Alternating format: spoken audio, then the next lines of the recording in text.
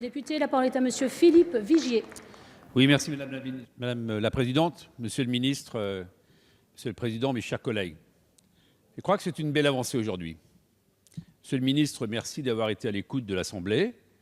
Je le dis d'autant plus que lorsque, sous le quinquennat précédent, en urgence, on avait dû légiférer ici même, j'avais déposé des amendements pour expliquer qu'il fallait faire sauter ce verrou de Bercy, qu'au moment où on crée un parquet financier, il fallait une cohérence. Et à l'époque, le débat avait été refusé. Donc, je vous donne acte que ce débat, on ait pu l'avoir. On peut remercier également la rapporteure Émilie Cariou et le président de la commission d'information, de la mission d'information, puisque ce qui a été dit tout à l'heure, c'est qu'enfin, me semble-t-il, on doit respecter la Constitution et faire en sorte qu'il y ait maintenant des vraies bases légales. Et ces bases légales, elles sont établies ici même par le Parlement, alors qu'avant, il y avait un caractère discrétionnaire de transmission à l'autorité judiciaire.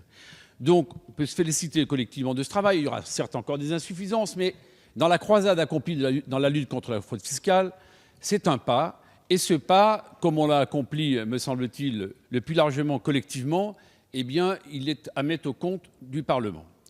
La seconde chose que je voudrais dire, c'est que Charles de Courson l'expliquait très bien, et comme ça fait 20 ans dont on sait que c'est certainement un des meilleurs limiers de cette maison, avec la base telle que nous l'avons à la validée par le Parlement, en fait, on ne fait que prolonger ce qui était pratiquement fait, mais qui était fait de façon discrétionnaire, où l'administration avait tout pouvoir. Et ça, justement, c'est la reconnaissance que le Parlement peut exercer son contrôle sur l'administration, et il le fait par cette base législative qui nous est proposée naturellement dans ce texte.